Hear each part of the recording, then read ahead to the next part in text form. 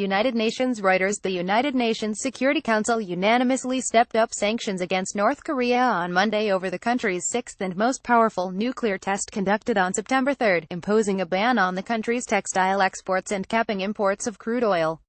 It was the ninth sanctions resolution unanimously adopted by the 15-member council since 2006 over North Korea's ballistic missile and nuclear programs. A tougher initial U.S. draft was weakened to win the support of Pyongyang ally China and Russia. "We don't take pleasure in further strengthening sanctions today. We are not looking for war," U.S. Ambassador to the United Nations Nikki Haley told the council after the vote. The North Korean regime has not yet passed the point of no return. If it agrees to stop its nuclear program, it can reclaim its future. If North Korea continues its dangerous path, we will continue with further pressure, said Haley, who credited a strong relationship between President Donald Trump and Chinese President Xi Jinping for the successful resolution negotiations. A week ago, Haley called for the strongest possible sanctions, but after several days of negotiations, Washington dropped several measures to win the support of Russia and China, including a bid for an oil embargo and the blacklisting of North Korean leader Kim Jong-un and the national airline. Russia had condemned the idea of tightening sanctions on North Korea without any political push to resolve the crisis. Russia's UN ambassador, Vasily Nebenzia, told the Security Council on Monday that Moscow supported the resolution because leaving nuclear tests without a firm reaction would be wrong. He again raised the Chinese and Russian proposal of a dual suspension of North Korea's nuclear and ballistic missile testing along with U.S. and South Korean military exercises in a bid to kickstart talks. Haley has dismissed it as insulting. "We think it's a big mistake to underestimate this Russia-China initiative," Nebenzia said. "It remains on the table at the Security Council and we will insist on it being considered." There was new political language in the resolution urging further work to reduce tensions so as to advance the prospects for a comprehensive settlement. China's UN ambassador, Liu Jie, called for a resumption of negotiations sooner rather than later. He called on North Korea to take seriously the will of the international community to halt its nuclear and ballistic missile development. Trying to change Pyongyang's policy. Pyongyang warned the United States on Monday that it would pay a due price for spearheading efforts on UN sanctions. "The world will witness how North Korea tames the U.S. gangsters by taking a series of actions tougher than they have ever envisaged," the foreign ministry said in a statement carried by the official KCNA news agency. Japanese Prime Minister Shinzo Abe said after the council vote that it was important to change North Korea's policy by imposing a higher level of pressure on the country than ever before. North Korean leader Kim Jong-un meets supporters in this undated photo released by North Korea's Korean Central News Agency KCNA in Pyongyang September 12, 2017.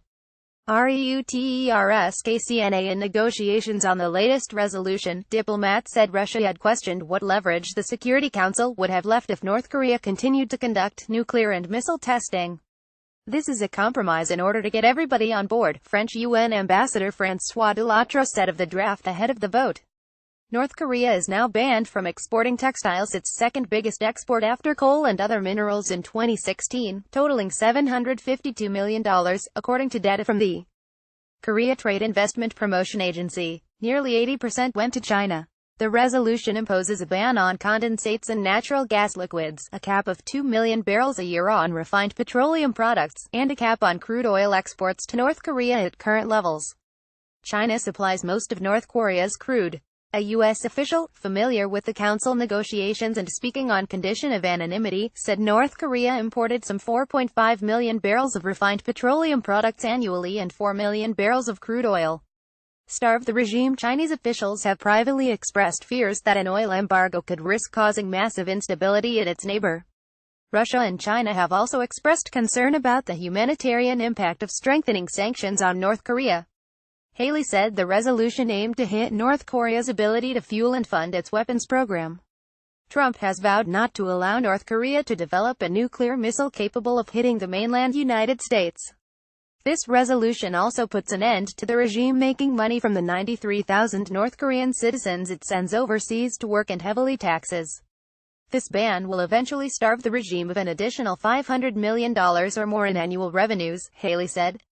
The resolution also calls on states to inspect vessels on the high seas, with consent of the flag state, if they have reasonable grounds to believe the ships are carrying prohibited cargo.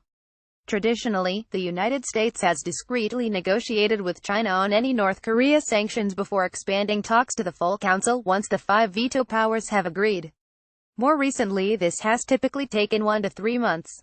But after the latest nuclear test, Haley took a more public approach, announcing a week ago that she would circulate a draft resolution to all council members and that she intended to call for a vote on September 11. "We wanted those who would be inclined to water down the text to own that position," said the U.S. official. North Korea was condemned globally for its latest nuclear test on September 3, which it said was of an advanced hydrogen bomb. The tensions have weighed on global markets, but there was some relief on Monday among investors that North Korea refrained from conducting another missile test this past weekend to celebrate 69 years since its founding. Additional reporting by Christine Kim and Hyun Jin in Seoul, Philip Wen in Beijing, David Brunstrom in Washington, editing by Peter Cooney and Leslie Adler.